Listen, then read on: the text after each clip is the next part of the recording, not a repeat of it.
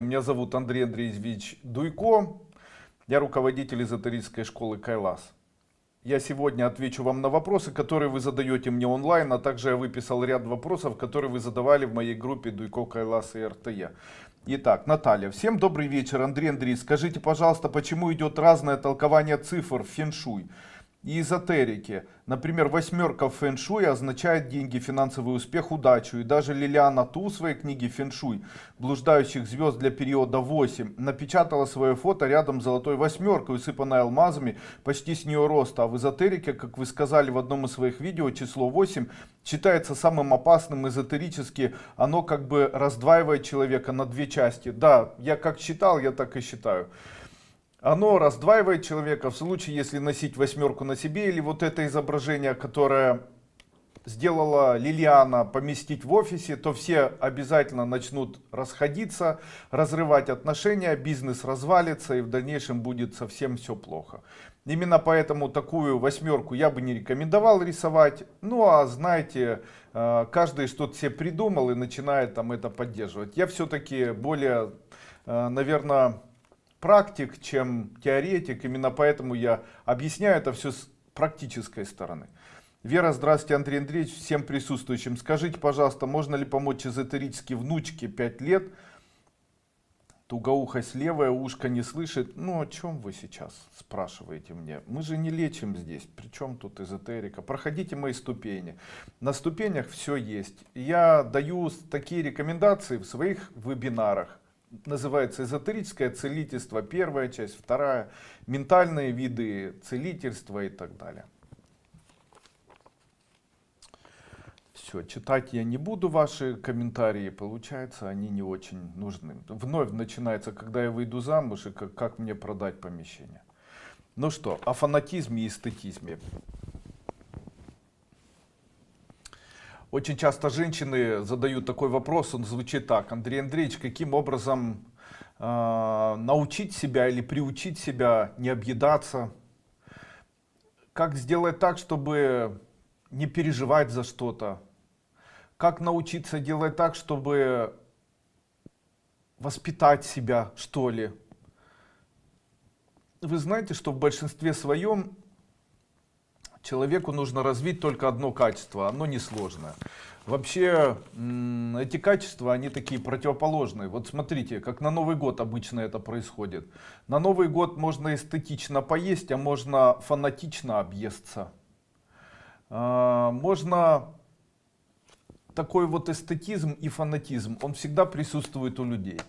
Именно поэтому я всегда призываю к эстетизму больше, чем к фанатизму. Как научить себя не превращаться вот в такого поросенка, не превращать себя в фанатика? Для этого необходимо знать важность лишь одного слова. Это слово неважность. Очень важно понимать, что все неважно. Таким образом, такая игра слов получилась. Таким образом могу четко утверждать, что когда человек, допустим, садится кушать и говорит: ой, я сейчас как наемся, в этот момент он может себе сказать: да, конечно же, я хочу кушать, но еда для меня в большом количестве это не так важно. Или это не важно. Или объедаться это не важно, а важно поесть. Таким образом, в случае, если человек начинает произносить «это не важно», он теряет важность этого момента и в дальнейшем начинает себя контролировать. Понимание того, что это не важно, как обычно считает человек, и помогает человеку справиться вот с такими неприятными состояниями. Поэтому каждый раз, когда вы будете садиться за стол поесть, и перед тем, как вы начнете кушать, говорите: «это не важно для меня сейчас». Женщина спрашивала: Андрей Андреевич, каким образом можно отключиться от энергетического влияния? Как сделать так, чтобы энергетическое влияние перестало на меня действовать и так далее? Сразу же хочу вам сказать, любое энергетическое влияние возможно на человека, но только лишь до того времени, пока он этого боится и считает это очень важным для себя. В случае, если человек относится к этому пофигистически, я извиняюсь за такое принципиально простое ругательное слово, то это перестает на него действовать. Невозможно энергетически воздействовать на человека. Как правило, невозможно воздействовать энергетически на человека, который не боится и который относится к этому с абсолютной с абсолютным бесстрашием, абсолютно игнорируя любое зло. Человек, который игнорирует любое энергетическое воздействие, на него воздействовать невозможно. Именно поэтому очень часто предварительным является внушение человеку, что на него будут воздействовать, объяснение, толкование, что это будет на тебя происходить. Обычно кто-то это навязывает в виде идеи и так далее. Именно поэтому я всегда считаю, что игнорирование того, что на вас можно воздействовать, является одной из самых мощных защит, которые человек может себе поставить. Может ли человек, имея определенные виды энергии, влиять на других людей? Да, такое тоже существует. Но обычно это делается уже за большие деньги, делается это для очень богатых людей, и миссии там, ну или задачи ставятся совершенно другие. То есть если это обычный человек, если никто не заплатил, то никто специально воздействовать не будет. А если и будет специально воздействовать, то воздействие возможно. Если это человек запуган, боится, хочет защититься, на него воздействие будет действовать. Дальше, четвертое.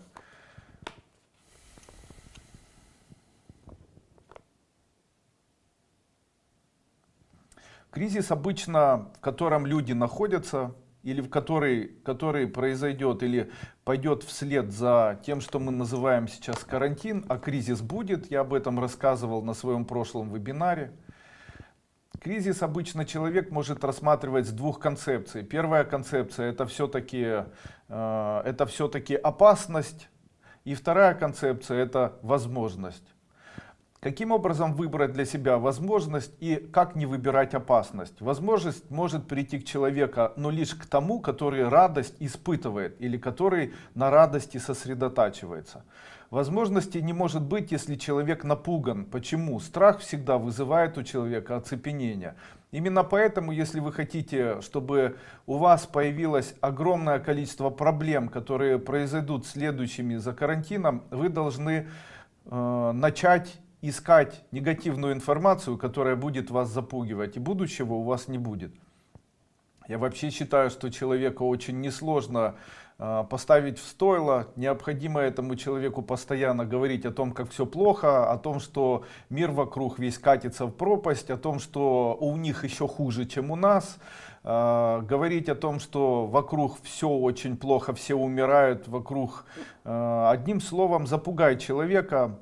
Страх вызовет у человека оцепенение, страх вызовет у человека желание ничего не предпринимать, у человека максимально появится идея, что мне делать, если вокруг столько опасностей. Лучше я буду оцепенен и буду тихонечко ходить на работу, тихонечко не стремиться ни к чему большему, тихонечко наслаждаться жизнью такой, какая у меня есть, и ни к чему больше стремиться не буду. Буду потребителем, обывателем, ни на что не надеющимся человеком. Таким образом, если человек ищет информацию, которая вызывает у него страх и оцепенение, если человек напуган, то возможностей у него никогда не будет. Страх можно убрать. Каким образом убирается страх? Самый простой способ — это верить во все хорошее или же жить ради чего-то. То есть я это сделаю ради своих детей, ради своей страны, ради там еще чего-либо. Также человек обычно может, если человек говорит, допустим, я верю в Бога, поэтому бояться я не буду. Пусть Бог меня создал, он и боится. Кризисы приводят человека к пониманию тайны жизни, к пониманию смысла жизни, к увеличению духовного пространства, переоцениванию ценностей, где путь одиночки переходит на путь семейственности, общественной организованности. Появляется правила ценностей правдивости и доброты как фактора повышения духовного развития человека. Именно поэтому я считаю, что кризис, конечно же, это плохо, и карантин это плохо, и то, что произошло вообще, это плохо. Тем не менее, духовный путь обычно сложен, он начинается с каких-либо проблем. И именно сейчас семьи начали объединяться, очень многие люди начали поддерживать в этот тяжелый период друг друга. Обычно люди в обычной жизни живут как одиночки, не обращают внимания на родителей, пробуют выживать. А когда произошел кризис, вновь появилась идея семейного объединения, вновь начали обращать внимание на стариков, на место своего рождения, начали думать о том, что семейственность это все-таки хорошо, начали проявлять заботу, добродетель, доброту. смиренность какую-то, одним словом, двигаться на пути духовного роста. Поэтому, как ни крути, все равно, несмотря на то, что это плохо, с другой стороны, все равно на первое место можно поставить семейные ценности, которые, как ни странно или как ни прискорбно, наверное, сейчас именно выйдут на первый план. И это, конечно же, будет фактором повышения общего духовного развития человека. То, что сейчас является для человека страхом, может являться в дальнейшем для человека элементом его успешности. Допустим, человек может рассматривать свой страх выступления перед публикой и произносить следующие слова: ой, мне страшно, как же я буду выступать, а если они поймут, что я не готов, что же я буду делать? И как это переформатировать в сторону своей успешности? Можно говорить: я сегодня выступлю перед этими людьми, и эти люди в дальнейшем купят мой продукт, эти люди в дальнейшем сделают меня богатым или сделают знаменитым, смогут создать новую жизнь и так далее. Таким образом, как бы страх можно трансформировать, продолжая его и делая его своей сильной чертой. Здравствуйте, с 1 мая. Отец моего сына должен мне много денег. Брала кредит на себя. Уже долго не могу вернуть эти кредиты. Как только он собирается отдавать, планируется и как-то сразу случаются какие-то проблемы с заработком, и он не отдает. Как это изменить? Может ли быть это из-за того, что я думаю, что все эти кредиты на мне и мне и самой платить? Не знаю же, как вылезти из этого. Вам, Юлия Сосона, необходимо пройти мою первую ступень школы Кайлас. Я там об этом рассказываю. Как вернуть кредиты, как сделать так, чтобы их отдали, как сделать так, чтобы вы не платили и так далее и тому подобное. Этот вопрос, считаю, должен рассматриваться на моей ступени, и там эти вопросы я рассматриваю. В моей практике или в моей жизни такое было.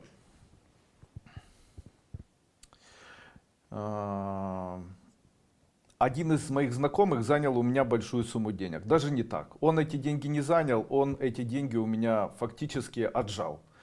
Таким образом, когда пришло время расчета, этот человек начал обвинять меня в чем-то, после этого избегать возможности общения, после этого сказал, что расчета он не сделает, хотя деньги были, и вообще я эти денег не заслужил, хотя в самом начале мы договорились. Сумма была абсолютно обозначена, эта сумма была достаточно большой. У меня есть принцип жизни, я прямо рекомендую обратить на него внимание. Этот принцип жизни с позиции обычных людей несправедлив.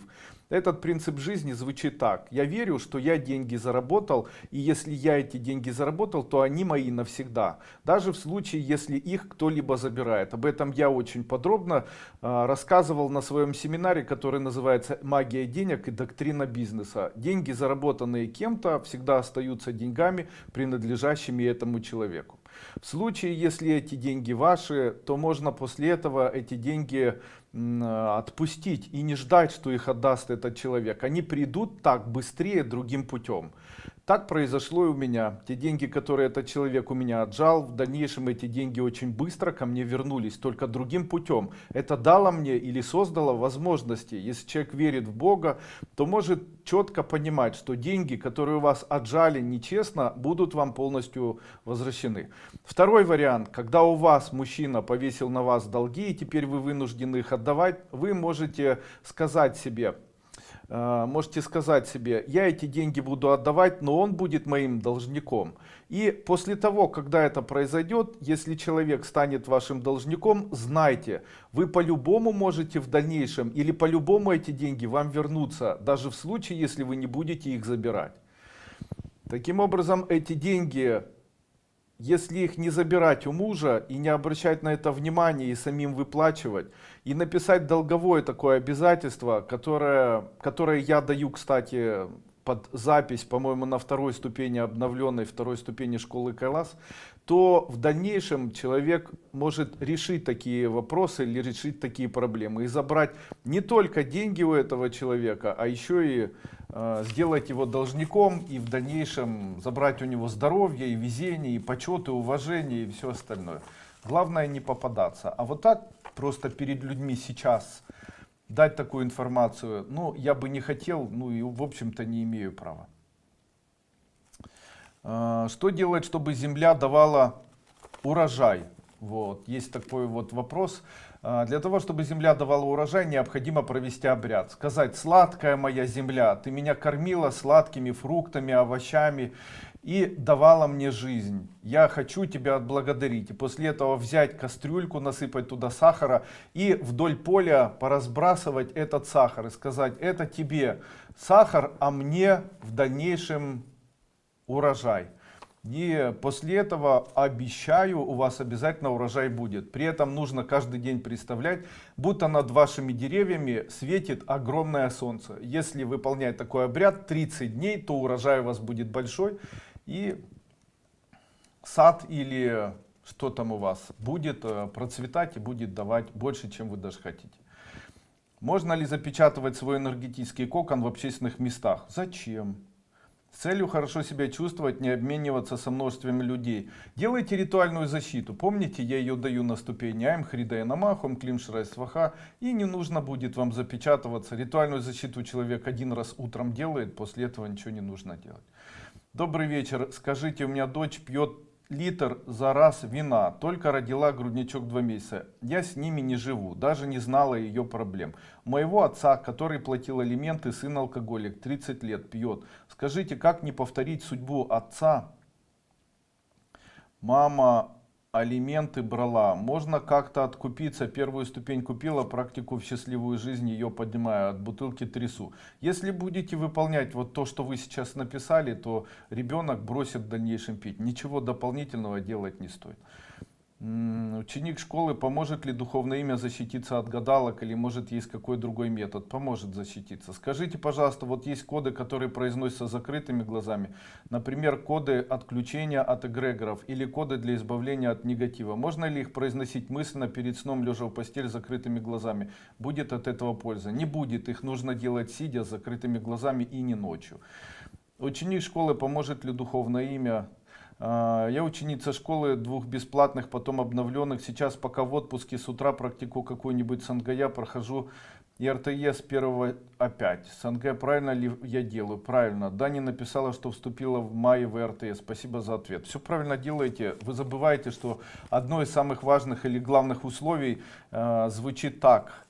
В нашей школе есть условия не заморачиваться или не париться. Не забывайте об этом, это очень важная философия.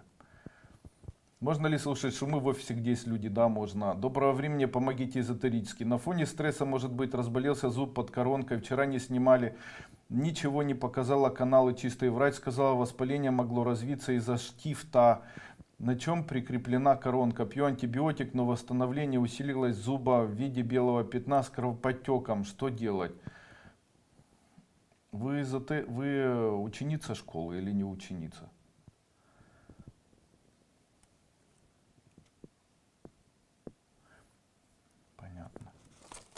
Дальше. Семья объединяет спокойствие, поддержкой, добротой. Разъединение разъединяется. Андрей Андреевич, каким образом можно семью объединить? И что такое у нас происходит, что мы все время ругаемся? Всегда необходимо помнить, семья объединяется в случае, если есть спокойствие, поддержка и доброта. В случае, если ребенок к вам приехал, и он может запросто лежать, ничего не делать, чувствовать, что это его защищает, то он будет в дальнейшем и помогать, и приезжать, и думать о том, как вы живете. Но в случае, если ребенок приехал, и у него будет там огромное количество работы, много претензий, требований, напряжения, обиды, то в дальнейшем такой ребенок не захочет к вам приезжать, потому что ему будет одному лучше. Именно поэтому я всегда советую, пусть в семьях будет ощущение такое, что это для человека крепость, чтобы люди всегда хотели приехать в такие семьи. Вопрос такой, почему ведьмы предпочитают темное время? Кстати, поздравляю вас с Вальпургиевой ночью, которая была вчера. Чем интересен день 1 мая? 1 мая можно провести обряд, он звучит так: огненная пуджа. Если взять огненную пуджу или сделать какой-нибудь факел, и у вас есть дом или квартира, или свечу, и обойти по часовой стрелке несколько раз дом, квартиру или место, где вы проживаете, то уберутся или исчезнут все энергетические проклятия, которые могли бы там присутствовать. Делается это именно 1 мая. Почему ведьмы предпочитают темное время суток? Я не знаю, там никогда не был. Если честно, я никогда не видел, как ведьмы собираются и где они собираются. Я думаю, что это мифология, и она откровенно не очень соединена с настоящим миром. Но тем не менее, мифы эти сутствуют. Ну, я отвечу. Почему ведьмы предпочитают темное время суток? Ответ мой такой: видимо, они используют или берут во внимание элементы страха тьмы, которые возникают у человека, когда он боится. То есть чем темный маг или чем ведьма может воздействовать на другого человека? Она может воздействовать на него страхом.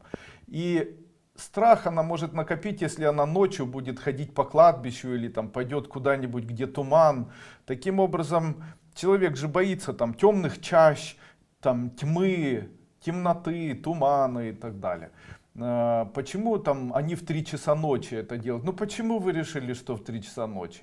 Наверное, они это делают, когда темно. Идут куда-нибудь, тот страх, который у них возникает, и здесь два варианта. Либо они воду перед собой держат, для того, чтобы ее страхом зарядить. Либо они боятся и накапливают вот тот страх, который возникает, чтобы его потом в себе свободно, контрольно там выплескивать или кому-нибудь передавать. И после этого используют это для себя как ресурс. У меня была знакомая женщина, она лечила детей от энуреза следующим образом. Она брала 3-литровую банку и с этой 3-литровой банкой воды, когда очень темно и луны нет, выходила к захоронению людей, к кладбищу. После этого приходила на кладбище, вокруг первой могилы ходила по часовой стрелке 5 раз. После этого возвращалась домой, и когда шла, вся тряслась. И потом вот эту воду давала пить тем детям, которые болеют энурезом, и у них это исчезало.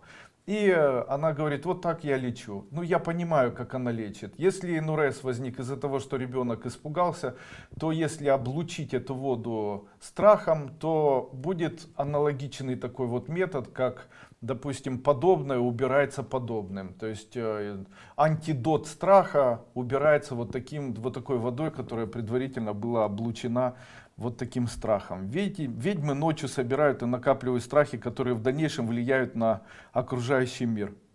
Как забыть человека? Задала такой вопрос женщина. Мой ответ такой: для того, чтобы забыть человека, нужно знать, что алкоголь не поможет, самозапирание в квартире не поможет, это только ухудшит состояние ваше. Всегда помните, для того, чтобы забыть, нужно, чтобы жизнь била ключом. А это невозможно в случае, если человек сидит дома, смотрит телевизор и страдает. Страдание будет увеличивать страдания, если вы будете в 4 стенах, смотреть фотографии, думать все время об этом человеке. Первое: удалите телефон. Второе: удалите фотографии. Удалите все вещи, которые связаны с этим человеком. Не общайтесь с друзьями, которые знают этого человека. Третье: не сидите дома, обязательно где-нибудь гуляйте. Четвертое: не пейте алкоголь. Пятое: найдите как можно больше знакомых и друзей. Шестое: постоянно с кем-нибудь общайтесь, так, чтобы этот человек вам нравился. Я не знаю, сейчас есть какие-нибудь там видеофорумы, где можно общаться, чаты какие-нибудь, где можно общаться с человеком. Занимайте себя. Телесериалы, новости не помогают человеку забыть о другом человеке. Ну еще ни в коем случае нельзя сидеть дома. Об этом более подробно я рассказал на семинаре, который был в пятницу, но 2 недели назад. Так и называется: почему мужчины не хотят семейных отношений и так далее. У меня сосед попросил на неделю деньги, это было в 2000 году, до сих пор отдает. Напомнила, один раз встретив его, сосед через стенку о долге, на что получила ответ: а что ты мне об этом напоминаешь? А я одна поднимала 2 малолетних детей, поняла, что это может быть об этих деньгах. Ну и зачем вы это написали? Ну, я вас поздравляю, и что? Вы пожаловались мне на соседа, ну зачем? Непонятно вообще.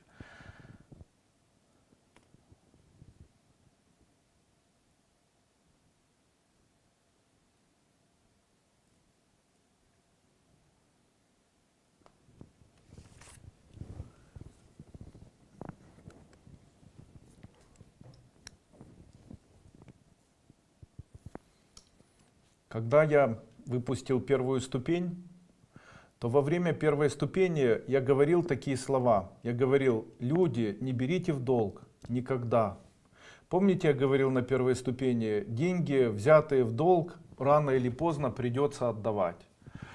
Берешь чужие, а отдавать придется на постоянно и свои. Именно поэтому в долг брать деньги нельзя. Также мне не нравятся страны, которые говорят о том, что они занимают деньги Международного валютного фонда. Почему?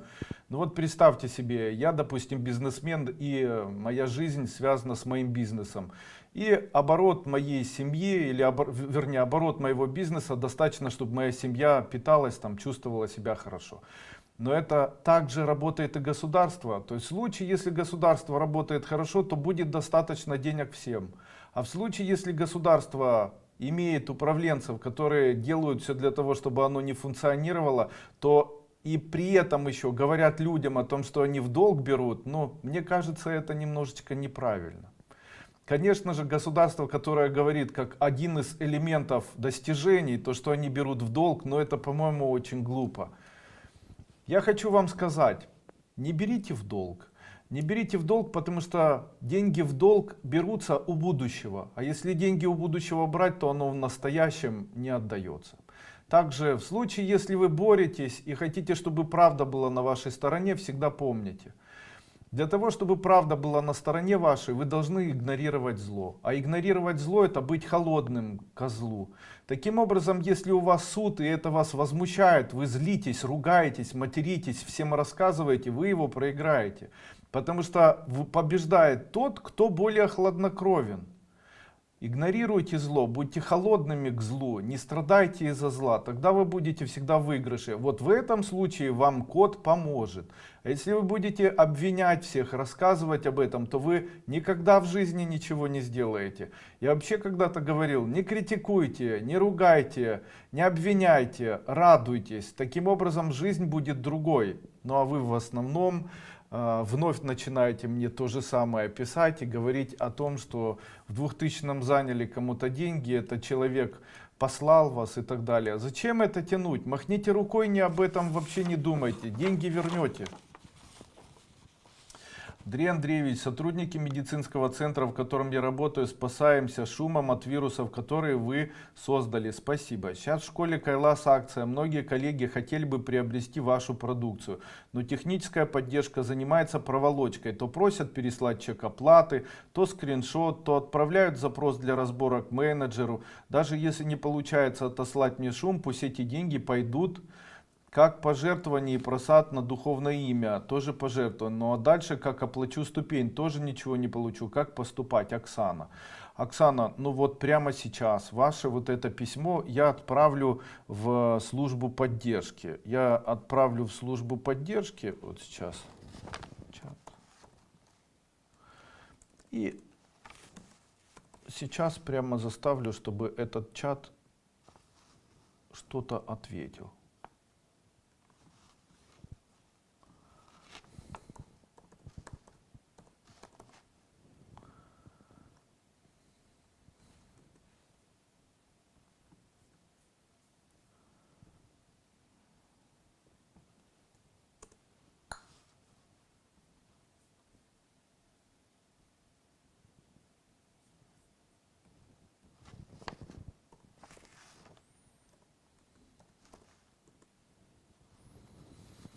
И сейчас поддержим.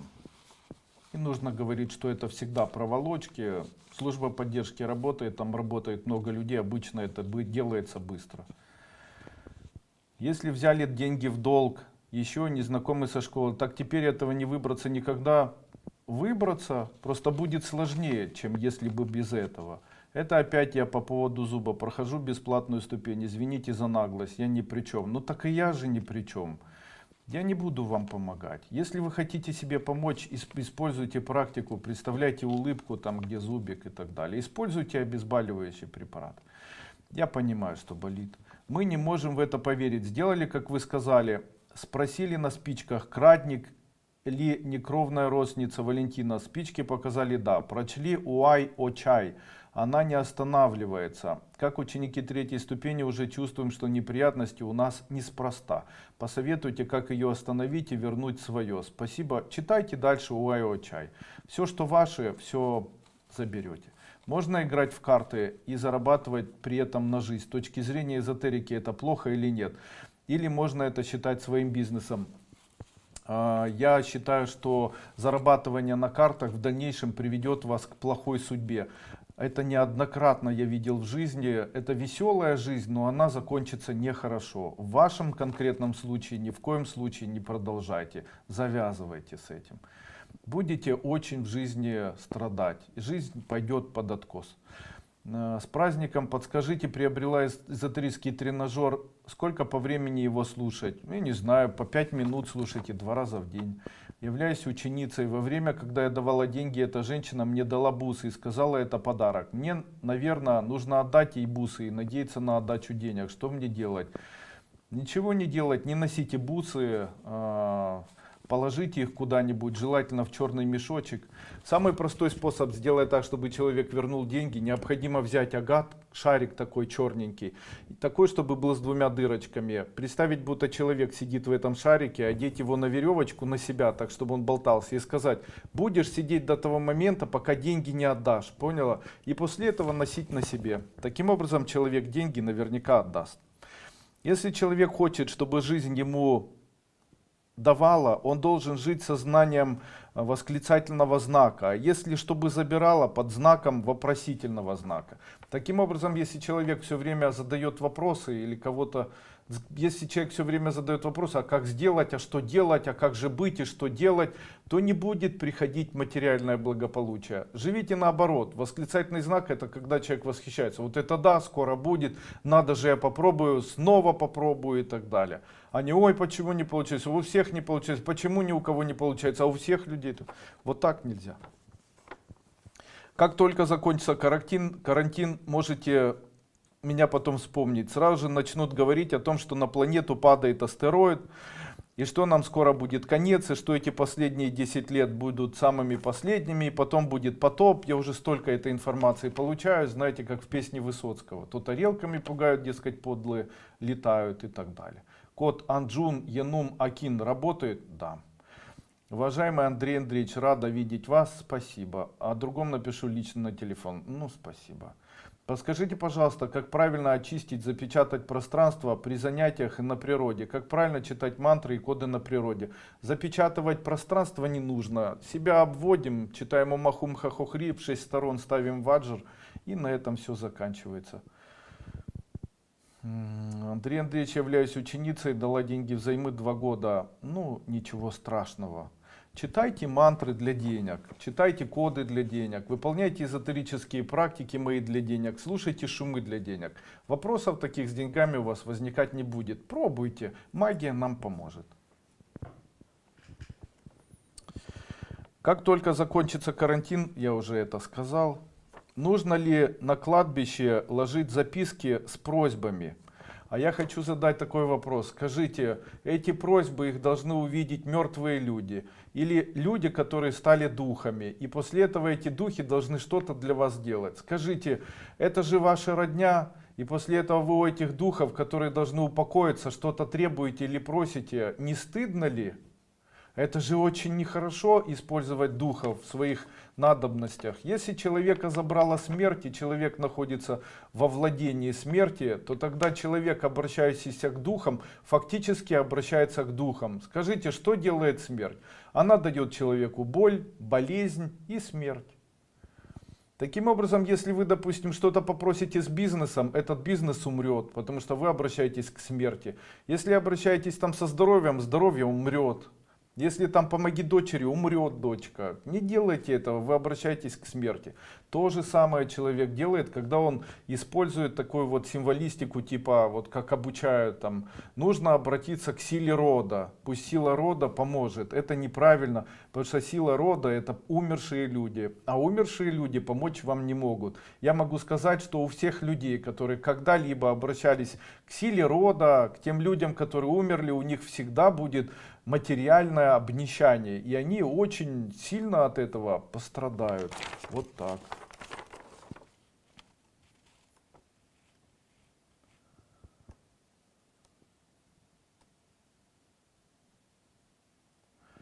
Можно ли коды, которые я даю в Сангая, на протяжении дня читать? Можно, да. Ребенку 4 года не разговаривает, год назад удаляли зуб, очень плакал. Смотря на него, и младший не хочет разговаривать. Спасибо. Пожалуйста. Что вы хотите от меня? Ученик школы в СНГ 47. Можно некоторые актуальные коды читать отдельно как мантры? Можно. Как сделать так, чтобы не раздражаться? Сегодня задала женщина вопрос, он звучал так. Андрей Андреевич, помогите, как сделать так, чтобы не раздражаться. Есть ли какой-нибудь способ такой? Запомните. Первое. Трогайте человека руками, если вы на него часто раздражаетесь. Второе. Обязательно будьте активными больше, чем этот человек. То есть будьте более активным. То есть если человек чавкает и делает это быстро, то ешьте еще быстрее. Третье. Делайте то же самое, что делает человек, когда раздражает чем-то вас. То есть человек ест руками, ешьте руками. Сделайте так несколько раз, вас отпустит. Человек делает или там делайте точно так же. Человек ругается, там вредничает, делайте точно так же, можно мысленно, можно вслух. Дальше. Если человек предъявляет к вам претензию, поддерживайте этого человека, а не опровергайте, потому что любое опровержение это конфликт. А вы поддерживаете, делаете это с восхищением.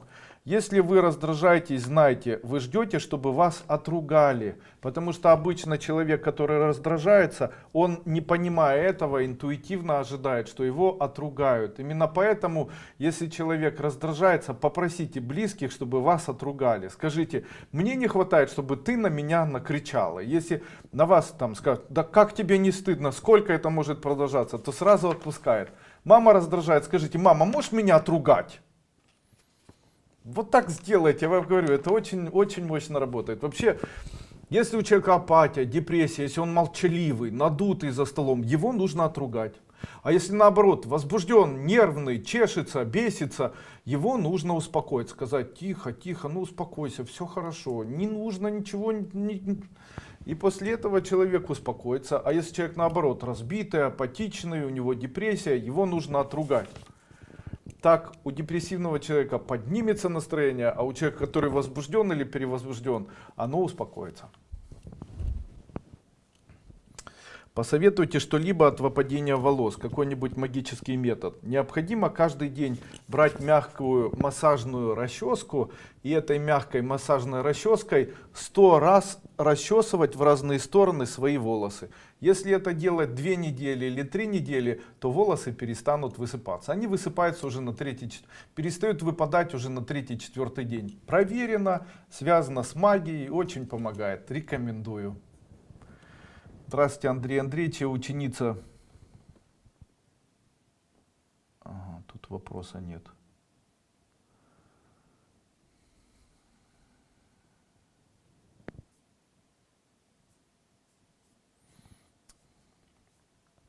Лидия Шульга. Здравствуйте, Андрей Андреевич. Крик души вам. Благодаря вашим урокам с НГЕ и ТФ начал восстанавливать здоровье и жизнь. Если вдруг захочется ответить на мой вопрос, я очень буду ждать.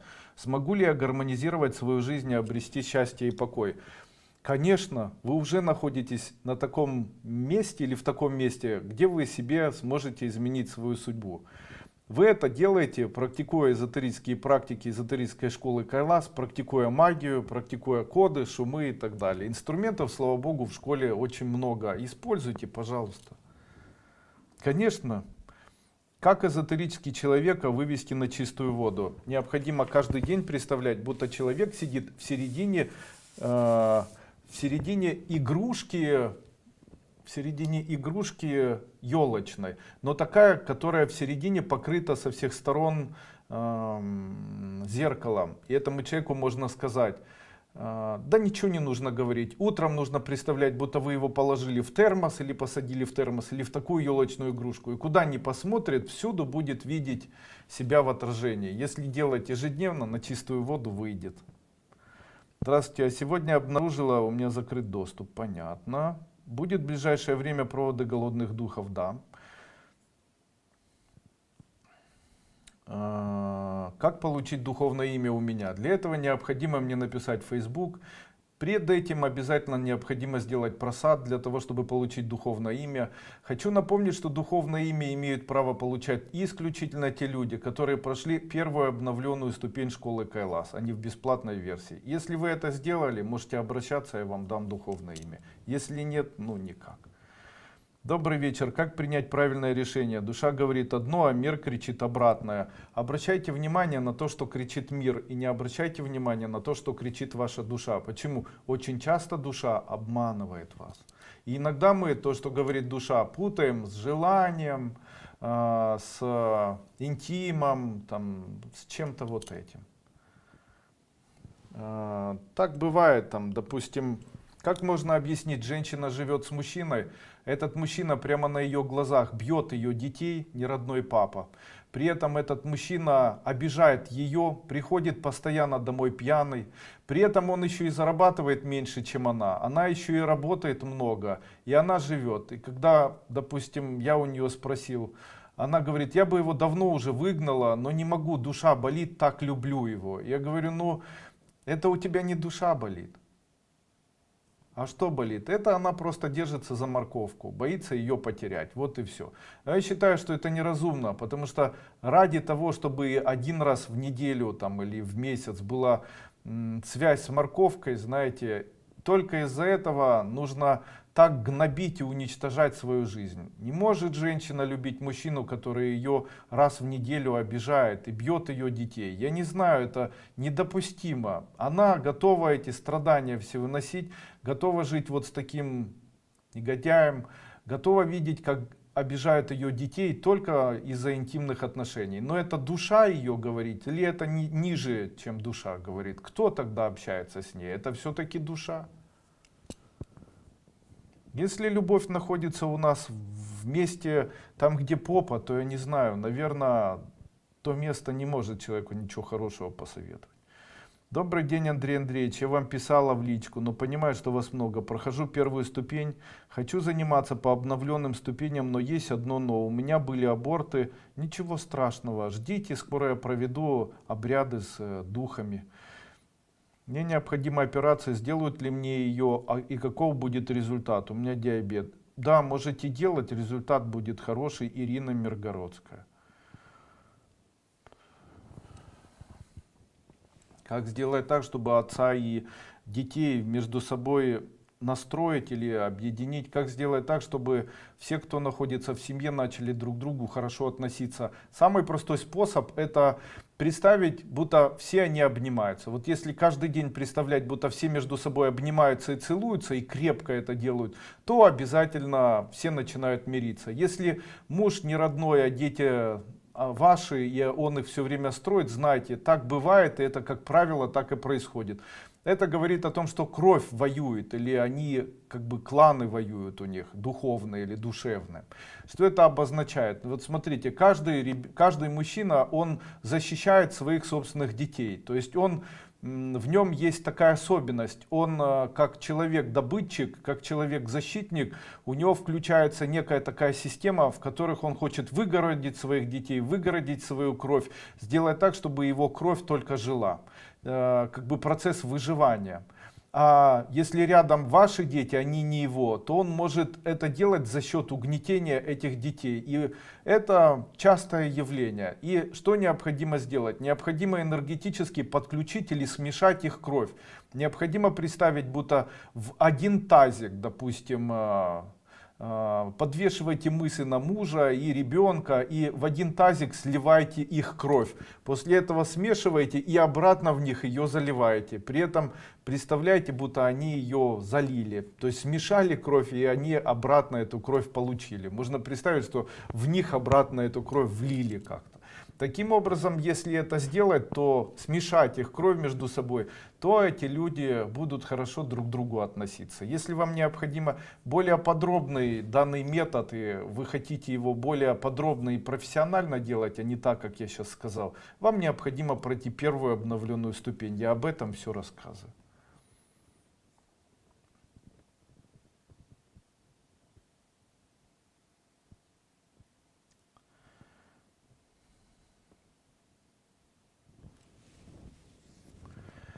Здравствуйте, расскажите, пожалуйста, как вы познакомились со своей женой Софией? Это была эзотерика или это было нечаянно совпадение? Я болел очень сильно, и однажды мне предложил мужчина из города Киева с московской группой поехать в Индию. Это было очень-очень давно. Это было больше 10 лет назад. И я поехал в Индию, и там общались с человеком, его там называли оракулом. Человек, который предсказывал судьбу. Мне было очень интересно, ничего не хотел знать о своей судьбе. Мне интересовал только вопрос. Их было два. Первое, буду ли я жить, потому что болел онкологическим заболеванием. И второе, если да, то будет ли у меня жена и как она будет выглядеть. Когда я его встретил, он мне сказал буквально следующие слова. Он говорит, не переживай, от болезни ты вылечишься, а женися ты на индианке. И после этого для меня это было шоком, потому что я не хотел индианку, я не люблю индийских женщин. Я люблю белых, красивых женщин, европеек, украинок, там, россиянок, я не знаю, славянок.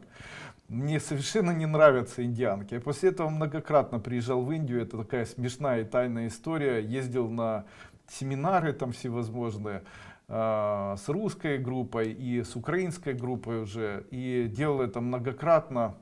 И когда я туда приезжал, то все время искал, где же эта моя суженая, невеста. И когда жил в Киеве, пытался там из мединститута найти девушку какую-нибудь или там с политехнического института из Индии.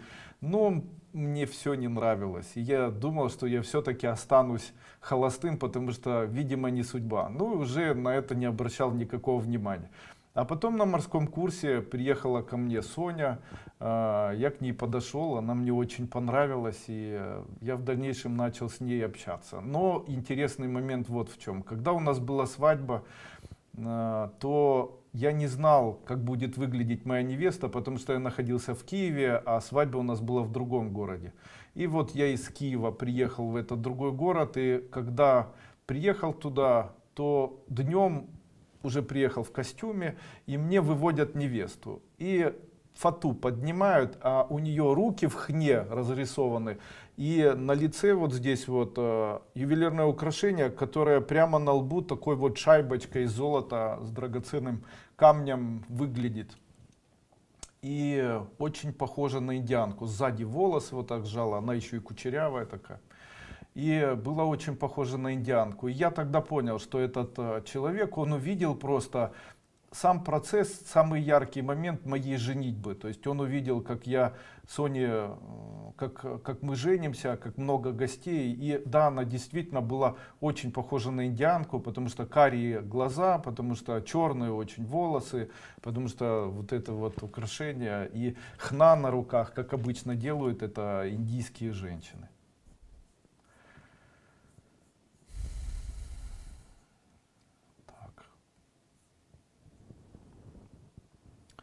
Будет ли у вас что-то? Ну, конечно, вера, со словами «скоро у меня это будет», помогает человеку. Там был такой вопрос, задавали мне такой вопрос. Андрей Андреевич, а скажите, влияет ли на человека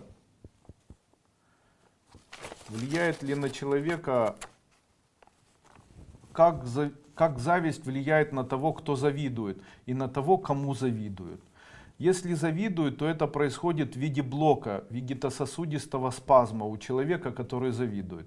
Это кармическое проклятие несостоятельности. Убрать можно словами «скоро у меня это будет». Поэтому если вас душит жаба, как в народе говорят, необходимо сказать «скоро у меня это будет». Если так не сделать, то это блокирует поступление точно такого же в вашу жизнь, и будут неприятности. На того человека, которому завидует, может повлиять и разрушить то, что есть, но только при условии, если человек боится это потерять. И наоборот, если человеку завидуют, но он рад своей семьей, рад тем, что он имеет, радостный человек, то у него будет это только приумножаться во много раз. Если человек безразличен к тому, что может зло какое-нибудь произойти, то есть верит в счастье, что будет все хорошо. Вообще вот это позитивное внутреннее намерение быть счастливым человеком и верить в счастье, оно является одним из самых сильных энергетических защитных механизмов. Я очень рекомендую его использовать, тогда ничья зависть на человека влиять не будет. Люди ищут сами возможности пострадать. Именно поэтому красивая женщина выходит и говорит: ой, я так боюсь, что меня кто-нибудь сглазит, нужно как-то защищаться. Все, вы уже попали, вас обязательно сглазят, потому что вы этого ищете. И другая женщина говорит: а мне все равно вообще, на нее ничего влиять не будет, никто ее никогда не сглазит. Если человек хочет, чтобы жизнь ему давала, он должен жить, я уже говорил это.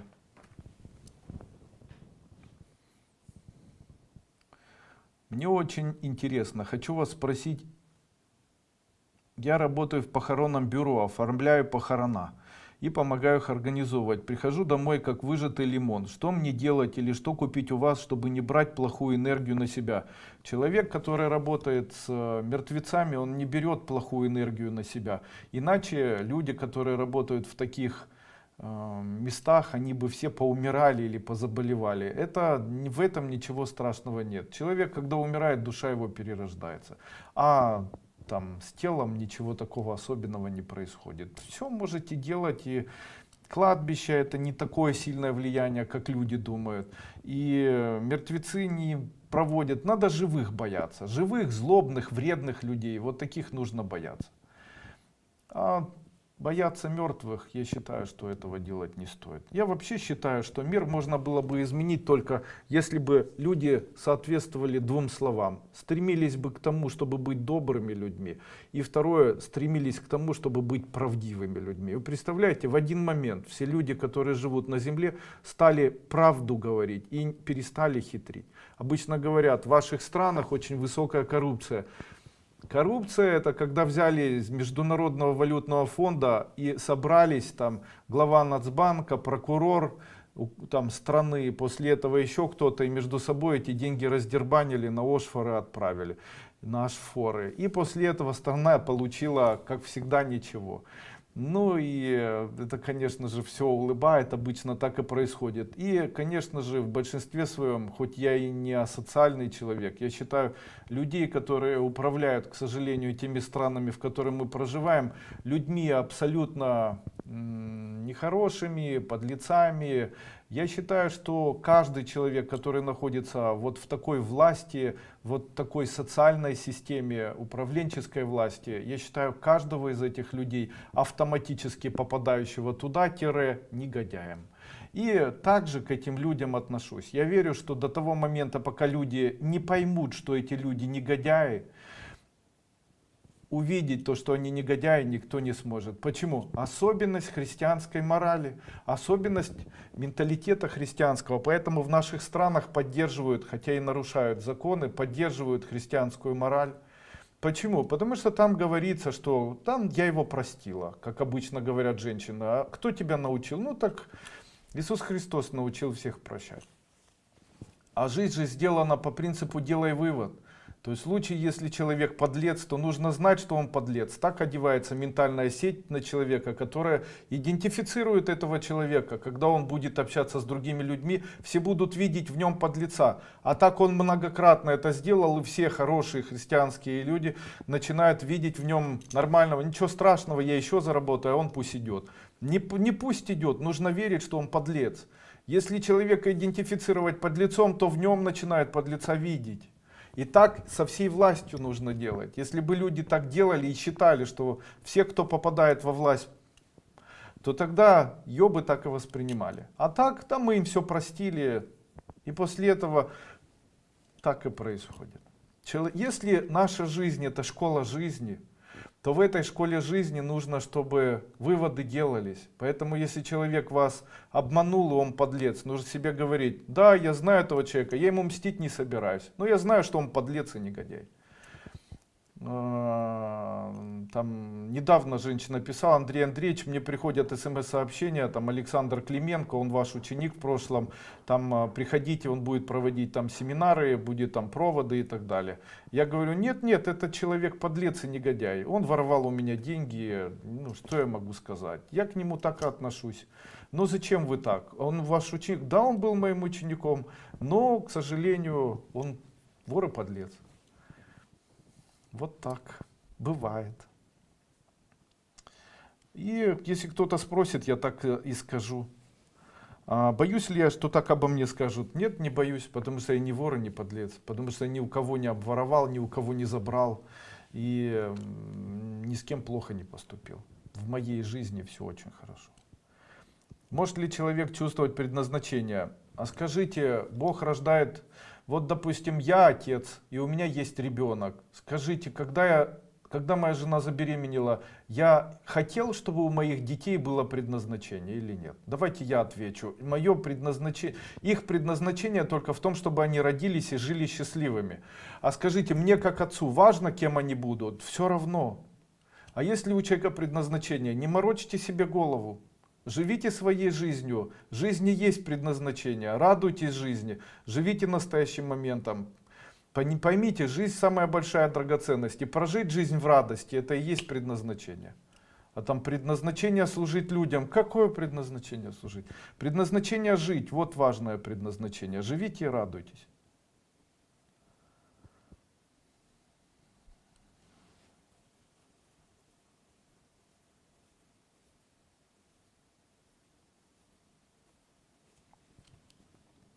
Ученица третьей обновленной ступени, подскажите, мою квартиру вселяют по суду чужого человека, для нашей семьи катастрофа, стараюсь сделать практики, что сделать, чтобы не допустить? Ничего не сделать, пусть вселяется, он жить все равно с вами не сможет. Сжигайте его на свече из первой ступени, представляйте его в зеркале, что с вами? Магия все решает. Разве вы не умеете это делать? Или вы только третью пошли без первой? Добрый вечер всем и с праздником, дорогая семья. Уважаемый учитель, спасибо за огромное, что помогли мне реализоваться. Я хотела спросить, можно ли мне на крема и мыло читать мантры или коды, которые лечат кожные заболевания? Конечно, я всегда за это. Конечно, это ваша энергия, ваша сила, используйте ее, пожалуйста. Как избавиться эзотерически от мигрени?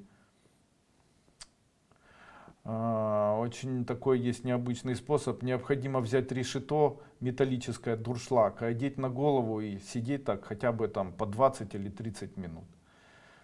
Добрый вечер и с праздником вас, дорогая семья, ответил. Мне 43 года и меня зовут Илья. Так меня назвала моя мама, но мне всегда это имя не нравилось. Сейчас я себе придумала имя и зовусь Ильяна. Хотя в паспорте осталось также Ильи. Может ли сказаться негативно в судьбе? Можно ли так менять имя? Я противник, чтобы имена люди меняли. Я все-таки за то, чтобы имена оставались те, которые дают родители. Может положить за щеку свиную шкурку. Это совет от Дуйко из вебинара по здоровью. Да, такое говорил. Это не на 100% подтверждается. Подскажите, пожалуйста, если мы живем рядом со старым кладбищем, это как-то влияет на нас? Не хоронят более 30 лет? Нет, никак не влияет, можете не бояться. Пришлось в условиях карантина собрать у всех у себя в доме. И 90 лет бабушку и внука, зятя уживаемся благодаря вам. Подскажите мантру для памяти. Сломался компьютер, все пропало. Спасибо, ОМСО очень помогает. Пусть у той женщины, у которой зуб болит. Итак, как эзотерически помочь человеку, у которого болит зуб? Необходимо представить, будто зуб болит, как будто чаша гудит. И необходимо, вот я ее сейчас представил, эту женщину, и прикоснулся и остановил этот звук. При этом представил, будто там, где у нее болит этот зуб, я вижу подкову. Беру подкову у нее и отбрасываю. Омахум хри, омахум хри, омахум хри, омахум хри, омахум хри, омахум хри. И теперь 20 минут и перестанет ваш зуб болеть. Вот я вам и помог. Что надо сделать, чтобы не попасть под сокращение на работе? Если каждый день на протяжении дня выделять время и 10 минут радоваться чему-либо, ой, какое красивое солнышко, какая красивая тарелочка, какая красивая букашечка, то тогда вас не уволят.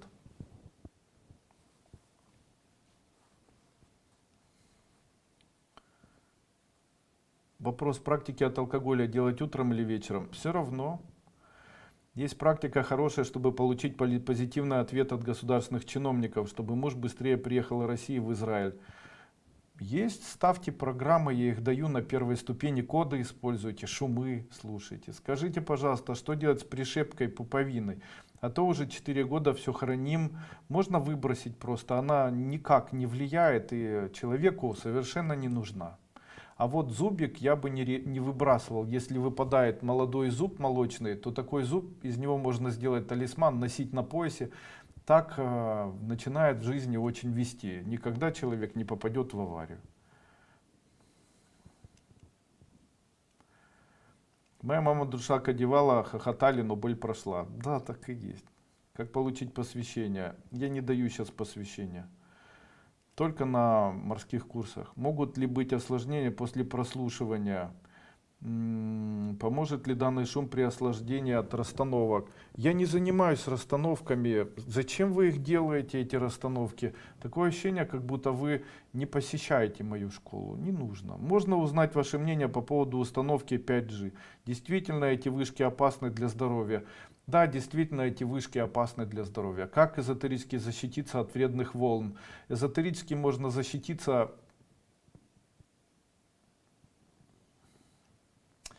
получив прибежище от меня. У вас это прибежище есть, на вас влиять не будет, не переживайте. Подскажите, пожалуйста, если вы живете рядом со старым кладбищем, ответил. Слушаю шумы, прохожу Сангая, пожалуйста, шум от черной магии. Могут быть осложнения после прослушивания. Поможет ли шум при осложнениях от расстановок?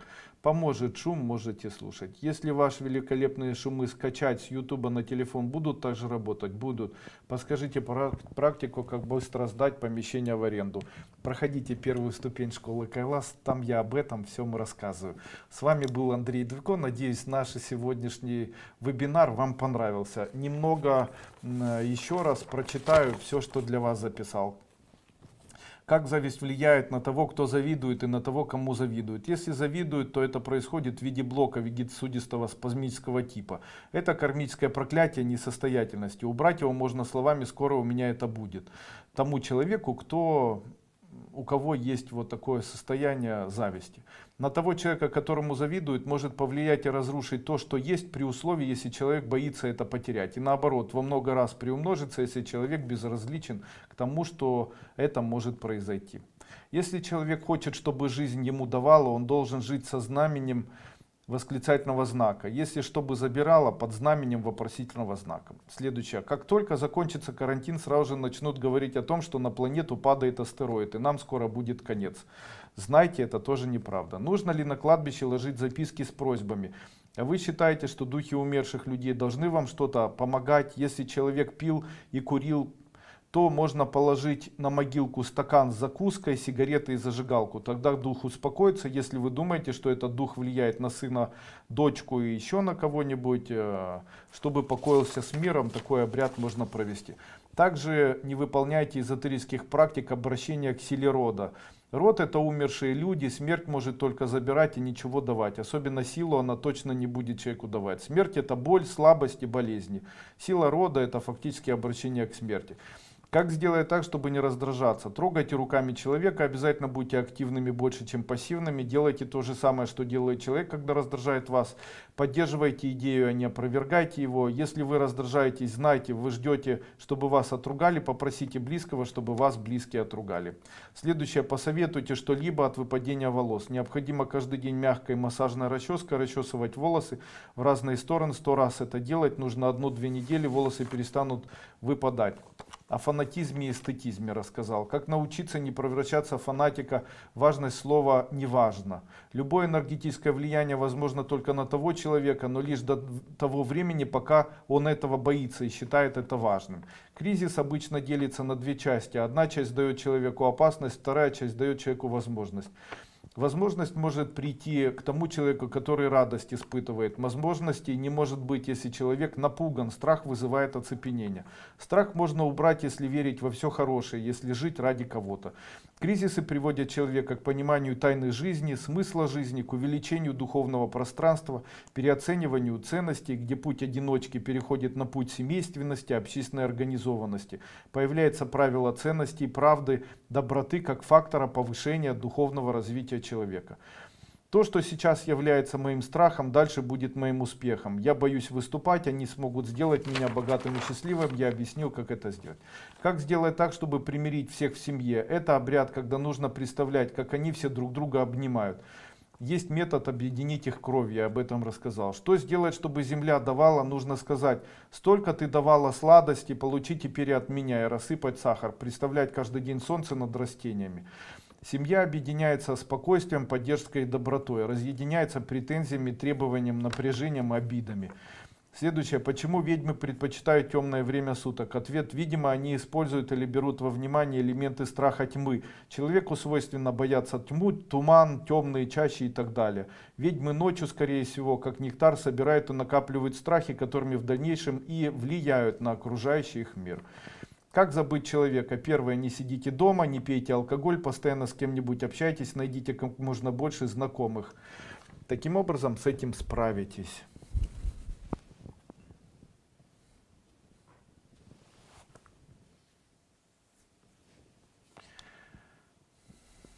Если у вас достали молочный зуб 65 лет, можете носить на поясе. Но такого же не бывает. Ученик школы, как защититься от гадалок? Я не знаю, они что, на вас нападают, гадалки? Что с вами? Вы нашли кого-то, кого можно обвинить в чем-то. Хочу так сказать, что сейчас время такое, это время начинается с 20, по-моему, 2 апреля началось, и будет идти оно аж до 25-26 мая. Это время обострения психических заболеваний. Именно поэтому в этот момент всем кажется, что на них кто-то там влияет, у них что-то забирает, кто-то на них там активную деятельность создает, активное влияние и так далее. В случае, если это происходит, и вас это очень мучает, донимает, и вы не можете никак с этим справиться, то, возможно, вам не нужна эзотерика. Возможно, вам нужно хороший совет компетентного, но минимально психолога, ну а максимально уже психиатра. Не стоит бояться, это обычные заболевания, как заболевания зубов. Психическими заболеваниями, к сожалению, сейчас болеет огромное количество людей. Не нужно этого бояться. Если у вас часто бессонницы, если у вас навязчивые идеи, если вы считаете, что вас кто-то преследует, травит, кто-то на вас должен напасть, что-то должно произойти, если у вас очень часто галлюцинации, вы с кем-то общаетесь, кто-то что-то требует от вас, ну, не нужно этого бояться, не нужно с этим стараться справиться, вы сами, скорее всего, побороть себе не сможете. Это недостаточность гормонов мозга, и на сегодняшний день медицина очень эффективно это помогает устранить. Я очень рекомендую, в случае, если вы вот такое чувствуете, обратиться все-таки не к эзотерике, а все-таки к профессиональному психиатру.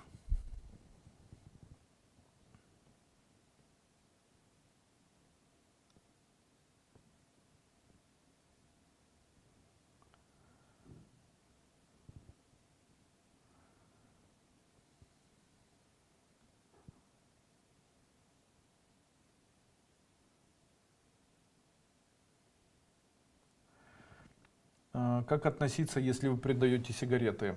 Никак. Это совершенно безопасно. Человек сам добровольно выбирает, принимать ему сигареты или не принимать. Вы не участвуете в его разрушении.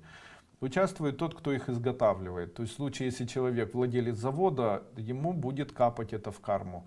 А если вы перепродаете, у кого-то покупаете, то вы не несете ответственности. Человек не несет ответственности, если он продает ружье. А вот тот, кто выстреливает, несет. Подскажите, что сделать, чтобы защитить машину? Можно ли использовать тришулу? Сын использует на рабочем месте, все работает. Можно одновременно иметь в квартире и в машине? Можно. Скажите, а если сохраняла зубики все вместе, можно все вместе зубики использовать в виде талисмана? Подскажите, как быть? Муж хочет, чтобы я сидела дома, не работала и занималась воспитанием детей. Мне хочется на работу и устала от однообразия. Как будет правильно? Будет правильно, как говорит муж, но вы его убеждаете. Можно работать и дома, за компьютером. Начните ему помогать. Скажите, я хотела бы тебе помогать в твоем бизнесе. Начните его контролировать. Скажите, если сохраняла, ну все. Я желаю вам успехов, радости, здоровья. Пусть мечты исполняются. Еще раз с праздником трудящихся. Надеюсь, вам семинар понравился. С вами был Андрей Дуйко. До свидания.